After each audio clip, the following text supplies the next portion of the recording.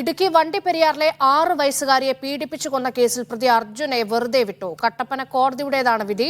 കൊലപാതകവും ബലാത്സംഗവും പ്രോസിക്യൂഷന് തെളിയിക്കാനായില്ല. കുറ്റപത്രം സമർപ്പിച്ച് 2 വർഷത്തിന് ശേഷമാണ് വിധി പറയുന്നത്. നീതി ലഭിച്ചില്ലെന്നാരോപിച്ച് കോടതിക്ക് മുന്നിൽ പ്രതിഷേധിച്ച കുട്ടിയുടെ ബന്ധുക്കൾ പോലീസ് വാഹനം തടഞ്ഞു. മാത്രമല്ല ഈ പ്രതിക്കെതിരെ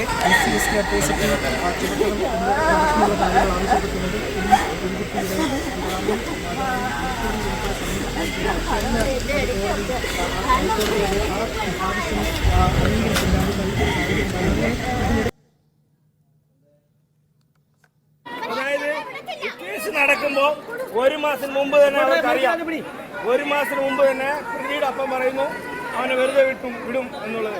ഈ വാദം നടന്നുകൊണ്ടിരിക്കുമ്പോൾ തന്നെ ജഡ്ജി പറയുക, ഈ പ്രതിയുടെ വക്കീലർ പറയുക, നിങ്ങൾ ഇത്ര കഷ്ടപ്പെട്ടതില്ലേ നിങ്ങൾക്ക് ഗുണം ചെയ്യും എന്ന് പറയുക. അപ്പം തന്നെ എനിക്ക് മനസ്സിലായി നമ്മുടെ ഈ വാദം നടക്കുമ്പോൾ തന്നെ പ്രോസിക്യൂട്ടറിന് വാദം കേട്ടാണ് ഉറങ്ങി വീഴുക ചെയ്തത് ഈ ജഡ്ജി.